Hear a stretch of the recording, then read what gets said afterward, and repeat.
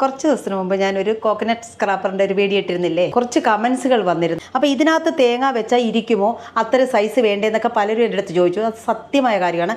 ഈ ഒരു സൈസിലുള്ള തേങ്ങ തന്നെ നമ്മൾ സെലക്ട് ചെയ്ത് എടുക്കേണ്ടി വരും. അപ്പോൾ ചെറിയ തേങ്ങ തിരുമാൻ പറ്റാത്തവർക്കും ഇതിൽ വെച്ച് ശീലമില്ലാത്തവർക്കും വേണ്ടി ഞാനൊരു ടിപ്പ് പറഞ്ഞുതരാം കേട്ടോ.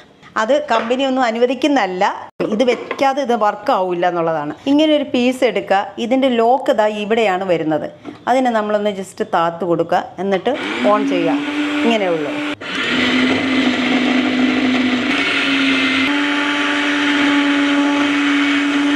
ഇതിപ്പോൾ കറങ്ങുന്നത് ആൻറ്റി ക്ലോക്ക് വൈസ് ആയിട്ടാണ് കറങ്ങുന്നെങ്കിൽ നമ്മളത് ക്ലോക്ക് വൈസ് ആയിട്ട് തിരിച്ചു കൊടുക്കണമെന്ന് മാത്രമേ ഉള്ളൂ, വേറെ പ്രശ്നമൊന്നുമില്ല. കണ്ടല്ലോ.